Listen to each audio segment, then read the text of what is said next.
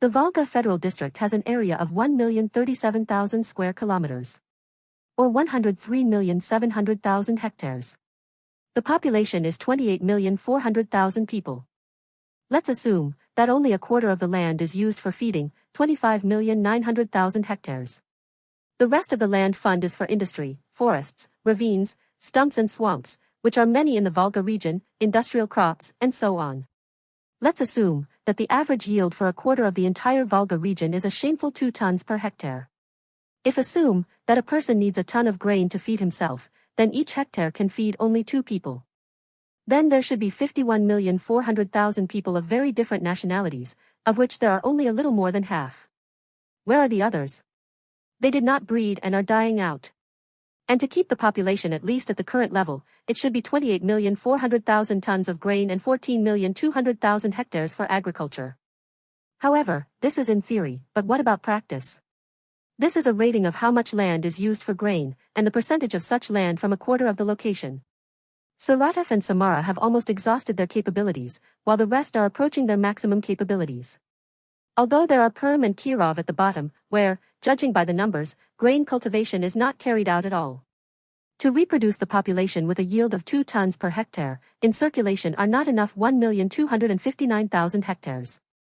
This is 12,598 square kilometers. This means that the population as a whole is not only unable to increase its numbers, but is also dying out, as it lacks a food supply and an area for a food supply. And this is a rating based on the size of the land, used not only for grain, but also for other crops. The champions here are Orenburg, Saratov, Tataria and Penza, where is plowed more than half of the area of the location. More than half of the area of the locations are beds, pastures, haymaking, and others. Everything that can be plowed is plowed. Other champions are northern Kirov and Perm, where there is still plowing and plowing. Because even tiny Udmurtia has a larger land fund. Another rating is the ratio of land, used for agriculture in general and for grain in particular. Samara and Chuvashia are the champions, where for grain is used half of the available land. The other half are industrial crops, haymaking, and others. Let's remember this, especially about Samara, where is used a quarter of the location for food growing, and half of Samara is plowed already in general and for everything. The champions from below are Mari El and Perm, where the earth is covered with forest, but also what plowed was not used for grain. In general, this rating shows the share of land for grain in the total share of land for agriculture. Everyone is engaged in grain, from 23% to 55% of the land used. The only difference is the amount of land used for agriculture relative to the entire area of the location as a whole. The next rating is the amount of land that is in circulation for food. Next, the corridor from the area for feed, as a percentage, to the area for all agriculture, as a percentage, relative to the area of the entire location. Orenburg, Saratov, Bashkiria, Tataria and Samara are plantations with a huge plowed land fund of more than 1 million hectares for feed alone. Without feed there is even more, half of the area of the location is beds, haymaking, and so on. These are real granaries. The rest are smaller plantations. It is logical that the larger the area itself, the more land there will be for agriculture. If Mari El is tiny in size, then won't be able to collect many hectares for agriculture either. But there is tiny Chuvashia, which has a larger land fund for food than Kirov and Perm, where the area of the location is larger than that of tiny Chuvashia. Someone is more interested in agriculture, someone less, someone, like Perm and Cheremiza, is not friends with agriculture at all. Also, someone has a larger share of land for grain, Samara and Chuvashia, for example, have more than 50%. Some have less, Perm and Mari El, for example, have less than 25%. But that's not all. If assume that on average a quarter of the location can be used for food, another quarter for the rest of agriculture, another quarter for buildings, industry, and so on, and a quarter for swamps, rivers, ravines, stumps, and so on, then Orenburg, Saratov, Tataria, Samara, and Penza have the opportunity to increase land for food have already been exhausted. Chuvashia, Mordovia and Ulyanovsk have a lot to add. Especially for everyone else, especially Kirov and Perm. If the Bashkirs, who already have a huge land fund, add twice, they will become the most powerful agro-industrial player in the region. If assume that the human population is proportional to the amount of feed as food resources and the number of hectares for food, then Orenburg, Saratov, Tataria, Samara and Penza have exhausted the possibilities to increase the population within their locations. Need territorial expansion, an influx of land as a source of food resources. And the influx of food resources from land. However, is it necessary? And who exactly needs it? First, let's see what the population of our players is. This is a population rating for each location and a percentage of the total population of 28,400,000 people. Formally, Bashkirs and Tatars look like leaders, with 28% of the total. This is almost 1 in 3. These populations are organized into states with populations of over 4 million people. But in reality, Bashkirs are only a third of the amount in their location, and another third are Tatars. Half of the Tatars are in their location, the other half is a Russian-speaking collection of Chukonians, nearby Ryazan and other historical losers from all locations, whose cities never became Moscow. Formally, no player holds a controlling stake, if count the locations and residents inside. In fact, the controlling stakeholder is the Russian language.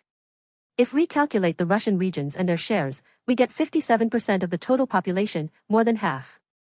In such a disposition, the remaining players, if count the peoples and their languages as players, are in a position of siege.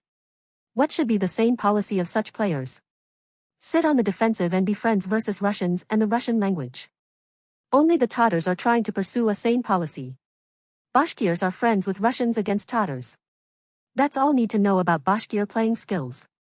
With such an understanding of international politics and with such an understanding of the meaning of the game, enemies are not needed, they are their own enemies.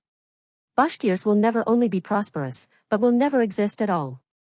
It's amazing how they even made it to the 21st century with such a caveman mindset. Make friends with the strong against the weak. The Chuvash are not friends with the Russians, they are not friends with the Tatars, they are not friends with anyone at all, they plan somehow themselves. That's all need to know about playing Chuvash. The Chuvash are not even capable of a situational alliance against someone for their own benefit. They generally do not know how to form alliances and make friends against someone for their own benefit, because do not understand what benefit is. And so on, but this is just an inadequacy already at the start, some children of nature, who do not understand what games and stakes do nations play in world history. What are the chances of resources, historical existence, and success in the great game for Mordvins and Cherimis with fewer than 1 million people? What can expect in this cruel world of a war for the resources of all against all with such a shameful population size? Nothing, therefore, it is necessary to unite, it is easier to survive together. But Mordvins and Cheremiza are just learning Russian, counting on leftovers from the royal table. Wait, now a kind Russian uncle will come and start pumping you with resources and multiplying on own head. Now let's return to our introductory 2 tons per hectare and a quarter of the area of the location for grain. How many people can fit into each location with such introductory? Let's take a quarter of the area of each location and multiply by 2. About that much. To fit more, need to either increase the fund, not a quarter, but a third of the area of the location, for example, but this is to the detriment. Or the yield, not 2, but 3 tons per hectare, for example, but without taking into account crop failures, from which no one is immune. Once upon a time, a certain Muscovy played a great game, the starting location was a so-so, the opponents were fatter, but there is the Russian Federation. Was it difficult or easy? It's an interesting question, but there is an amazing Chuvashia measuring 1,800 square kilometers with a maximum population of 917,000 amazing Chuvash people. If someone is interested in what the highest difficulty level in a great game looks like, then it looks exactly like this. And the easiest one? Perm and 16,000 square kilometers, which is equivalent to 8 million people in the population. This is half of the population of Moscow, for example. There are ethnic Muscovites who have become the Russian Federation, and there are ethnic Chuknas, such as Volga, Kostroma, Kirov, Perm, and others who have become subjects of such a federation. If a Chukna from Perm, playing from such a luxurious starting location, would lose still from the Chuvash, then it would be ridiculous. In general, Russians were cutting up the land for the Russians. Which is logically, conquered it for themselves, so all national minorities are somewhere at the bottom. Of the non-Russians, only Bashkirs have a posh starting location for at least 7,150,000 people. The Tatars have a worse, by 3,390,000. The Udmurts have it even worse, although it is 2,100,000 people in the population. But from Mordovia, Mari El and Chuvashia have been allocated so little land, that want to cry, especially for Chuvash people. Small nations must remain small. Moscow has planned a smaller population for all of them than for some Nizhny Novgorod. And now we will compare theory and practice, how much there should be a population and how much there is in fact. In absolute terms, how much more or less was born. And as a percentage, to what extent the land is used for its intended purpose, if we consider as such a purpose the divine imperative to plow the land with the sweat of brow, be fruitful and multiply.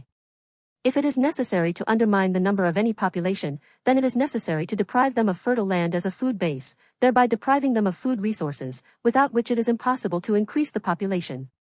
Once upon a time there were some Nogai, who owned land from the Volga to the Urals, and there were a considerable number of them.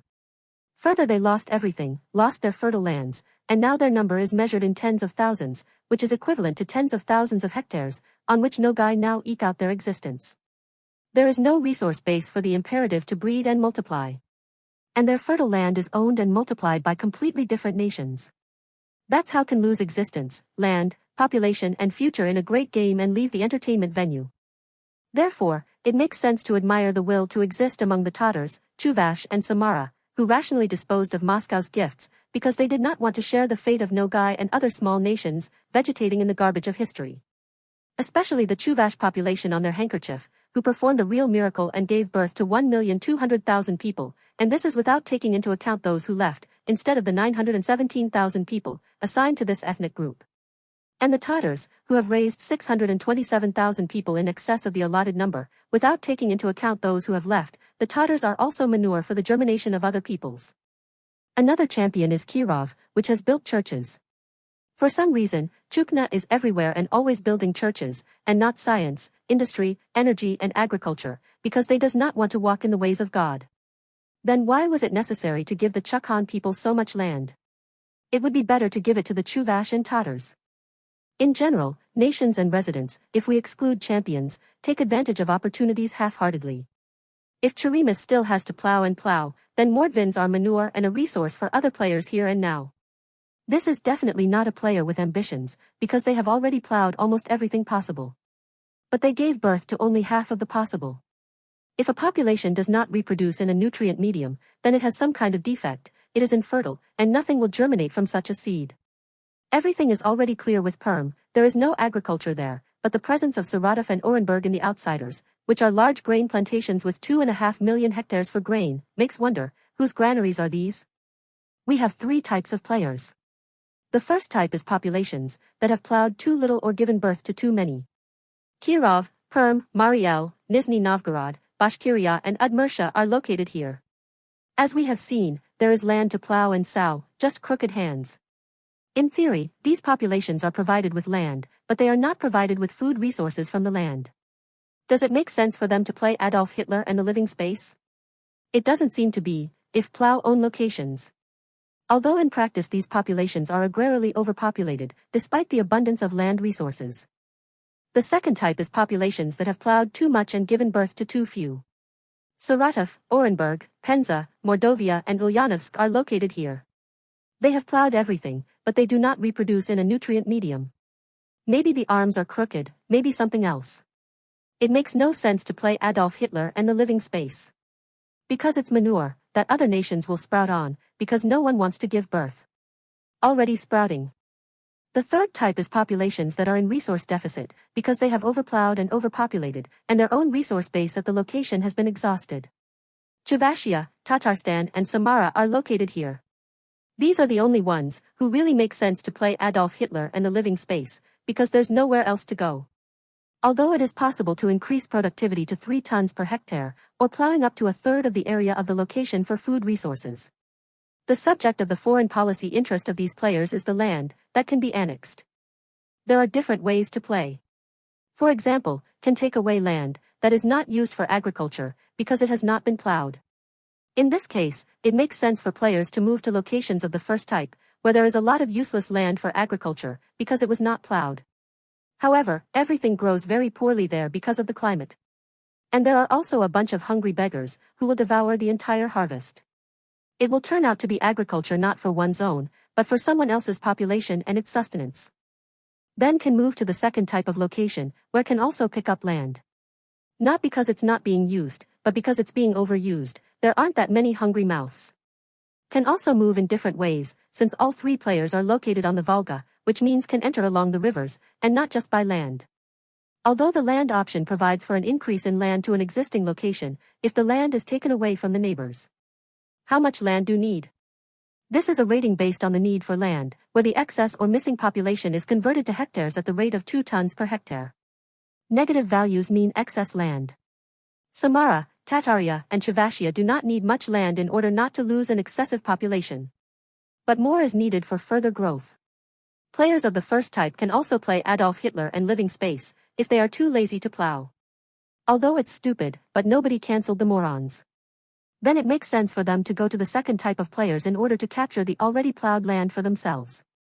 For players of the third type, this makes sense all the more in order not to feed the beggars of the first type, because that's also stupid. Exclude the river scenario, remaining on land, then each player can increase his territory only by reducing the territory of his neighbor. The most delicious options, that have already been plowed are Saratov, Orenburg, Penza, Mordovia and Ulyanovsk. What lands can perm-appropriate, if it is too lazy to plow? None, because the neighbor's land also needs to be plowed. Nizhny Novgorod? Only Mordovia.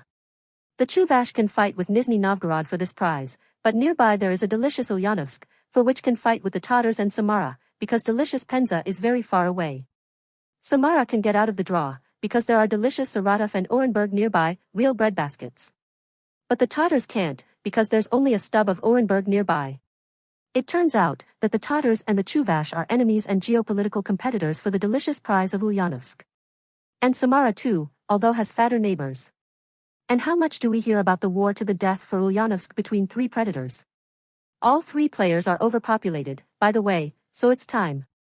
But not much, and it's not clear what strategy these, if may say so, players are playing at all.